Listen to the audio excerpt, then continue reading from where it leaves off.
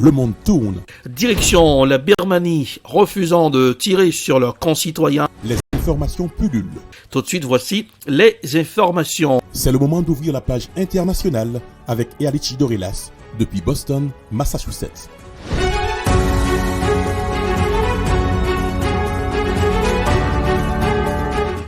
Mesdames, Messieurs, bonsoir, bon début de week-end, bienvenue dans la page internationale au grand journal du 14h, depuis la newsroom de la capitale des grandes universités du monde, Boston, Massachusetts, Erlichi Dorelas pour présenter la page internationale, à Jacques Maël pour le grand journal François Roubans sur les manœuvres techniques.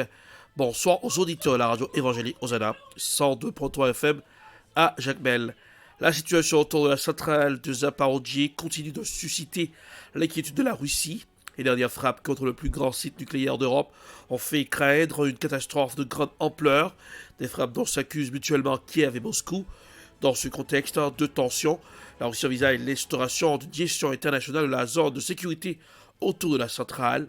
Voici un reportage signé RT. Moscou examine avec l'AIEA la possibilité d'instaurer une gestion internationale de la zone de sécurité autour de la centrale nucléaire de Zaporijie qui se trouve sous contrôle des forces russes. C'est ce qu'a déclaré le représentant permanent de la Russie auprès des organisations internationales à Vienne, Mikhail Ulyanov, quelques jours après de puissantes explosions dont l'Agence internationale de l'énergie atomique a fait état dans un communiqué. D'après l'institution, aucune victime ne serait à déplorer. Je vous propose d'écouter. Dans le cadre de la création d'une zone de protection de la sécurité physique et nucléaire autour de la centrale nucléaire de Zaporijie, il est nécessaire de prévoir un contrôle international du respect des accords. Et ce mécanisme doit être efficace, sinon la déclaration restera un papier sans valeur. Nous examinons également cette question avec le secrétariat de l'AIEA. L'agence russe pour l'énergie atomique Rosatom a annoncé le 25 novembre la dotation d'une source d'énergie de réserve pour la centrale nucléaire de Zaporijie. Il s'agit d'un aspect primordial pour la sécurité de la centrale. C'est pourquoi, malgré le risque permanent de bombardement, les spécialistes russes vont procéder aux travaux. Écoutez. Compte tenu de l'énorme importance de la réserve d'énergie pour la sécurité nucléaire de la centrale nucléaire de Zaporijie, surtout en hiver, nous avons décidé, malgré la menace directe pour la vie du personnel affecté à ces travaux, de procéder à la restauration du répartiteur extérieur de la centrale thermique de Zaporijie. La façon dont Kiev se comportera montrera clairement l'attitude réelle des dirigeants de l'Ukraine envers la sécurité nucléaire de la plus grande centrale nucléaire d'Europe. Le ministère russe de la Défense a dénoncé le 20 novembre de nouvelles frappes sur la centrale de Zaporijie, les attribuant aux forces ukrainiennes. Kiev a pour sa part accusé les forces russes d'organiser un chantage nucléaire. Ces frappes n'ont pas causé de dommages critiques pour la sécurité nucléaire, d'après la mission de l'AIEA présente sur place. Cependant, l'agence tunisienne a pointé du doigt le fait que les bombardements rompent brusquement une période de calme relatif et souligne le besoin urgent de mesures visant à prévenir un accident nucléaire dans la plus grande centrale d'Europe. Pour rappel, l'AIEA a fait état d'une douzaine d'explosions le 20 novembre et a précisé que ses équipes avaient pu observer des bombardements depuis les fenêtres du complexe dont certains bâtiments ont été touchés. Direction la Russie, rencontre entre le président russe et les parents des soldats. Êtes-vous un homme? Avez-vous assez de courage pour nous regarder dans les yeux? Alors c'est cette mère de soldats russes, Vladimir Poutine, dans une vidéo. Voici un reportage à signer Euronews. Vos enfants sont des héros et vous ne devez pas croire les mensonges sur Internet. C'est en substance le message que le président russe a fait passer à un groupe de mères de soldats qui combattent en Ukraine. Dimanche, c'est la fête des mères en Russie et Vladimir Poutine a voulu montrer qu'il n'est pas insensible à leur inquiétude et à leur douleur. Je veux que vous le sachiez, a dit Vladimir Poutine. Je partage personnellement et avec l'ensemble des dirigeants du pays cette douleur. Nous comprenons que rien ne peut remplacer cette perte.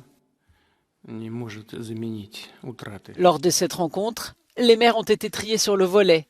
Pour autant que nous le sachions, pas une seule mère du Conseil des mères et des veuves n'a été invitée. C'est plein sur Telegram, cette organisation créée en Russie après le début de la guerre, dont Olga est l'un des membres. Nous sommes à Moscou depuis plusieurs jours, nous visitons tous les services publics. Nous réclamons et nous essayons par tous les moyens possibles d'engager un dialogue avec les autorités, mais il semble que cela n'existe tout simplement pas.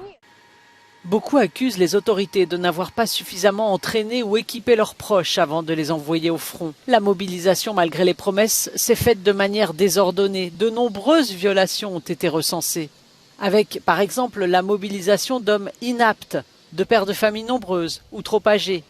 De lourdes peines de prison sont prévues en Russie pour ceux qui diffuseraient de fausses informations sur l'armée ou la discréditeraient. Direction l'Ukraine, près de la moitié des habitants de Kiev étaient toujours privés d'électricité 2 jours après les frappes russes et en visé les infrastructures essentielles, a indiqué le maire de la capitale ukrainienne, Vitaly Klitschko. Voici un reportage signé France 24. À Kiev, l'obscurité et un froid glacial. Depuis les frappes massives qui ont visé il y a 2 jours les infrastructures énergétiques, la moitié des habitants sont sans chauffage et sans lumière. Des coupures d'électricité qui peuvent avoir de graves conséquences. Ici, on opère à cœur ouvert à la lumière d'une torche. Voilà dans quelles conditions on pratique la chirurgie cardiaque aujourd'hui. Regardez ça. Ils vont brancher le générateur pour poursuivre l'opération sans savoir combien de temps il va tenir. Réjouissez-vous les Russes. Aujourd'hui, nous avons un enfant sur la table d'opération et plus d'électricité. Bravo, c'est vraiment très humain. Dans ce magasin, on a sorti les bougies. Mais surtout, on garde le moral. La propriétaire a quelques réserves. Il nous reste de l'eau, on peut s'éclairer, tout va bien. Mais nous détestons les Russes et nous allons survivre. Pour soulager les habitants, les autorités ont installé de nombreuses tentes comme celle-ci où l'on peut venir pour recharger son téléphone ou trouver un peu de chaleur. L'entraide, la résilience aussi, toujours très forte chez les Ukrainiens. Dans la nuit noire, l'orchestre philharmonique de Kiev a offert un concert pour réchauffer les cœurs.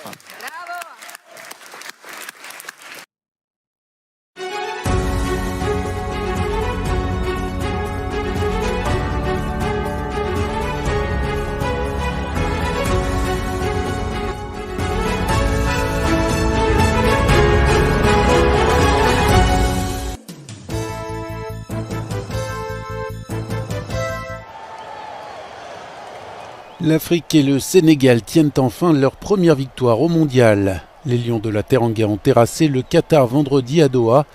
Boulaïdia a ouvert le score juste avant la mi-temps, avant que Famara Diédou, titulaire surprise d'Aliou Cissé, ne double la mise au retour des vestiaires.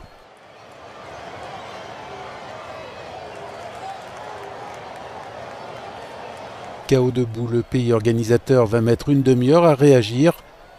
Le Ghanéen de naissance Mohamed Muntari relance le suspense. Mais c'est l'entrant Bamba Dieng qui finit par valider ce succès mérité pour le Sénégal et éteint tout espoir pour les Qatariens, désormais éliminés de leur Coupe du Monde.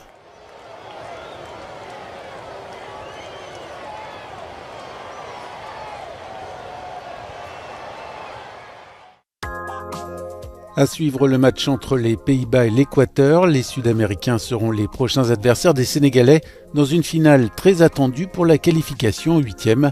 Ce sera mardi prochain.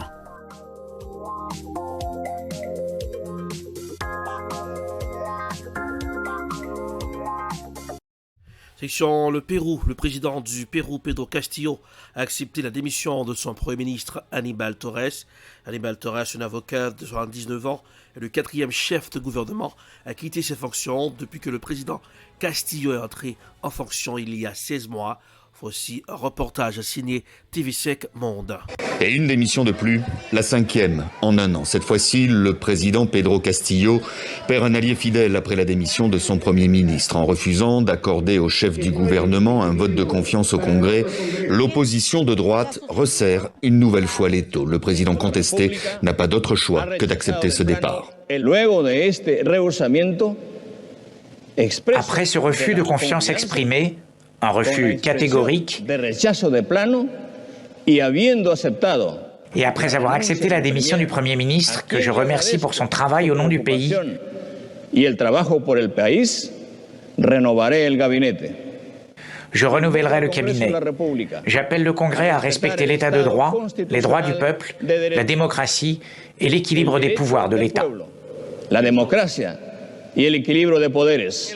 Pedro Castillo, maître d'école et syndicaliste issu de la gauche radicale, devenu président il y a 1 an et demi, dont l'opposition demande le départ. Il a déjà échappé à 2 tentatives de destitution et fait l'objet de plusieurs enquêtes pour corruption.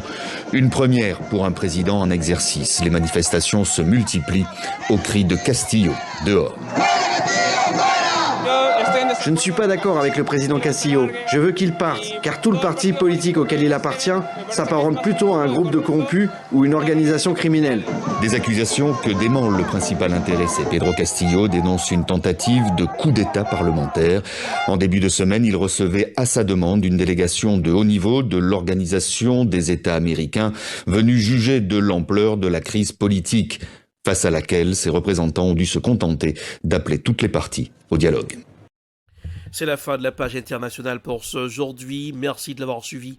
La production est signée de Prod, réalisation en Télébeltor pour le compte de la radio évangélique au 102.3 FM à Jacmel. Pour présenter la page internationale, Erlich Dorelas depuis Boston, la capitale des grandes universités du monde. Couleur du temps pour ce aujourd'hui. Il va pleuvoir à Boston, 53 degrés Fahrenheit, 12 degrés Celsius. Jacmel, 87 degrés Fahrenheit, 31 degrés Celsius. Bonsoir Joannel, bonsoir Rubens, bonsoir aux auditeurs de la radio évangélique au 102.3 FM à Jacmel. Passez un excellent vendredi et bon week-end. Bonsoir, à lundi. C'était la page internationale avec Erlich Dorelas.